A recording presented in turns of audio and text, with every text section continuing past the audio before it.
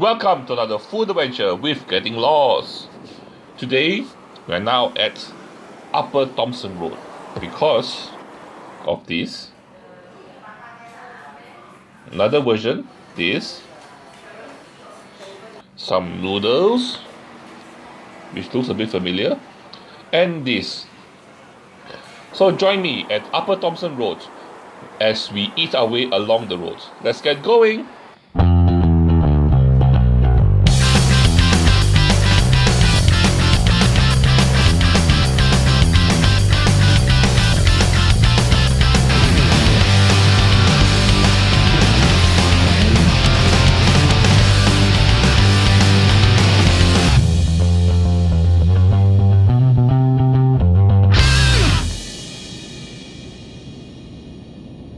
How to get there? We'll pick up our trail from Sun Fu Mart Food Center. So we're gonna head this way and then we're gonna turn right. As you can see, the bottom of the Sun Fu Mart Food Center is actually a wet market. So you can buy all your daily fresh meats and vegetables from there. On top is where the food center is.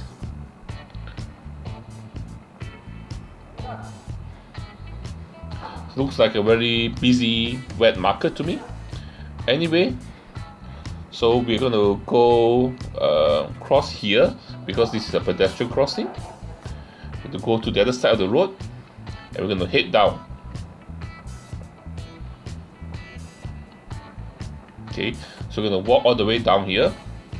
Directly in front of us, the white building is actually Thomson Community Center. This is one of the landmarks here. Okay, and I think to my right here there should be a temple. Okay, but we're not going to go that way. We're going to cross the road here because there's actually a bridge over here. If you actually keep heading straight this direction, you actually will reach Marymount MRT station. Okay, but it's quite a bit of a direction that way. Anyway, this is I've crossed the bridge already, right? And towards my right is the community center, and if you keep heading straight, this is Upper Thomson Road. Okay, so this is Upper Thomson Road. Diagonally opposite they are building another MRT station here, or they're going to build one of the lines for the MRT station going through this direction. And if you know a bit of Upper Thomson Road, that's where Long House used to be. That Long House was actually a hawker center, which they actually demolished so that they can do the construction there. Okay, this is the community center, and we're going to head down this direction all the way straight. Okay, up ahead is a bus stop. We are not going to take the bus stop, but we're not going to take any bus from here. But what happens is, after the bus stop, there's actually a pedestrian crossing, which we will take to cross the road to the other side. And that's where we'll start our food eating. These shop houses along Upper Thomson Road. Okay, so as you can see, I've crossed the road already. That's the community center, the bus stop, and the pedestrian crossing. So I've crossed over the road to this side of the road, and I've come to the shop houses. As you can see. Okay, let me turn around and show you the first place that I'm going to eat at, which is at Kee Chicken Rice restaurant. This is a very old school restaurant along Upper Thomson Road. As once you go in, you can see the decor is very old school. They have like a diner kind of seating arrangement, over here, and then you have the normal tables and chairs. Okay, so this is the old school decor. This is the dish, chicken rice dish that we get for one person portion at Kee Chicken Rice. The rice itself is done very well, quite nice, quite fragrant, quite good texture. I have nothing to say about the rice. The rice is really good. Okay, the chicken itself, my honest opinion is that it has a very homemade feel. And look at the skin. The skin itself is nice and brown, very different than the other types of chicken skin that you get from other places. And the chicken skin here is very good. It's nice, soft, tasty, with a nice layer of fat underneath. Only issue I have is the meat itself is a bit dry, but the soup, yes, the soup here is really good. The soup is like a chicken broth with like preserved vegetable and a bit of pepper. But the real star of the show is the chili sauce. The chili sauce here, they do it very well. It's very addictive. Once you taste it, you just can't stop eating it.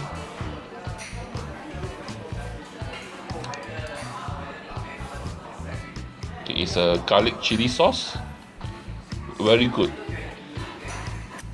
I really like the chili sauce, and it goes very well with the chicken. It makes it helps with the chicken meat, which is a bit dry. But other than that, not other than that, it's a good chicken rice.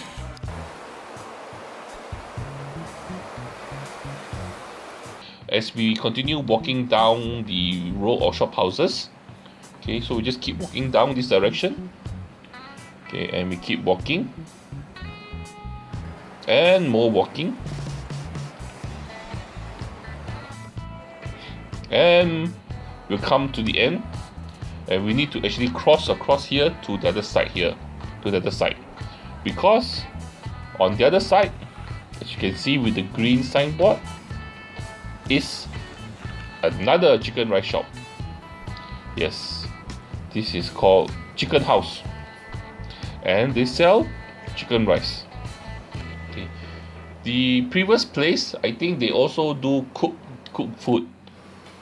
Okay, so but this place here, they concentrate on their chicken, and supposedly their chicken here that they use is actually kampung chicken. Okay, as for those who don't know, kampung chicken are what we call here free range chicken, and supposedly better for you because they do not use drugs and hormones in the chicken. Rice itself here also very good, very nice texture. I quite like the rice again, but the chicken here, oh, superb, nice and soft, and the soya sauce here that they put with the chicken goes very well with the chicken, adds a lot of flavor, adds moisture, so the chicken here nice, soft, tender, juicy, and the skin also very good. Only thing is the soup a bit tasteless, but other than that, the chicken rice here is really good. The chicken itself is really good. Okay, let's head back to the shop houses. Okay, and as when we go back to shop houses, okay, opposite here you can see there's actually a traffic light. So we're gonna take this traffic light to cross the road. As you can see, there's a lot of construction going on because they're actually building a MRT line to come through this area. So in the future, this area here will be much more accessible. Okay, on the way through here, this shop here, there used to be a dim sum shop, but unfortunately the dim sum shop closed down. This place took over. If you want to see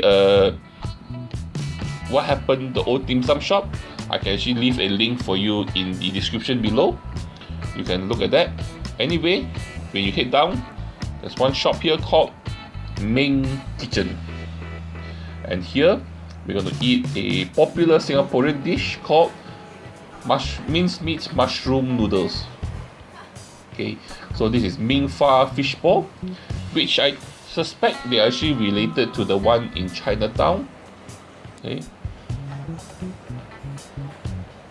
But this place here during peak hour is actually very popular. Okay, so here's the dish itself. Okay, quite a lot of ingredients. There's the liver, the meatball, the soup with seaweed in it. Then in potato noodles, minced meat. I ordered a flat yellow noodles. Okay. And then there's also mushroom and there's some vegetables, together with a spicy sauce. Look at that. Basically, ingredients are cooked well. Only thing is, I felt that the noodles was overcooked, a bit too soft. Okay, the chili itself was okay, but the noodles that was a bit too soft, so didn't really enjoy it that much. But the ingredients was done well, just the noodles only. Okay. But it does look quite nice, doesn't it? Yeah.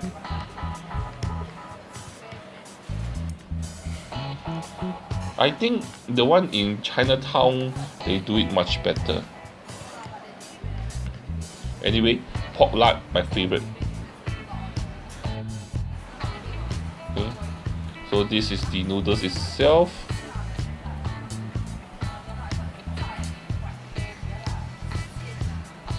One thing I must say is that the sauce was sufficient to coat all the noodles. As you can see earlier, when I started to mix it, there was much more sauce at the bottom. Now there's barely much sauce at all, because the sauce is being absorbed by the noodles and also coating it.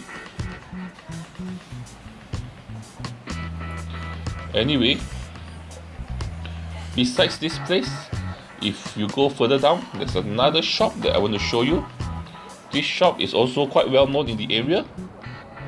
Okay, as you head down here, it's a Indian Muslim shop that sells all the normal Indian Muslim food, but what they are known for is for what they call their crispy prata. So they market themselves to say that they have the best crispy prata.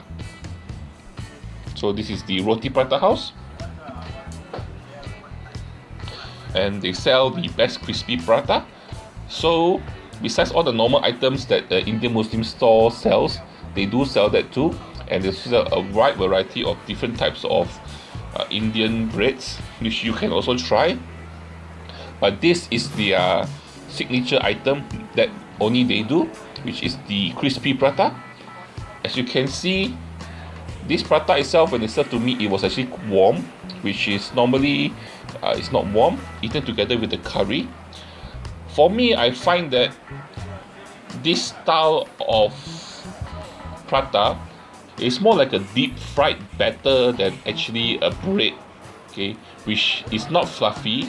It can get a bit hard. It can get a bit it doesn't have the normal softness, doesn't have the chewiness that you get from a normal prata. It's a bit brittle.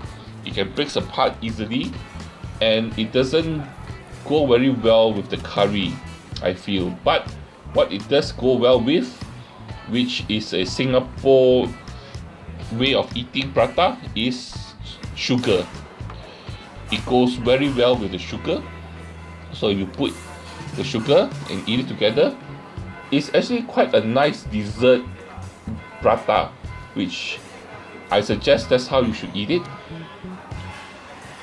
Anyway, there's also one last shop here, which also I will put a link below.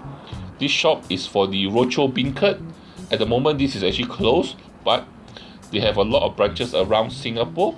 I will put a link below so that you can actually look. If you're interested, you can click on that. And with that, it brings an end to our Upper Thomson food adventure. I hope you enjoyed it. it's a bit different in the sense that we actually review a road instead of a hawker center, but we find food where we find food. So I hope you enjoyed it, and don't forget to like, share and subscribe, and don't forget to join me for my next food adventure. Bye bye.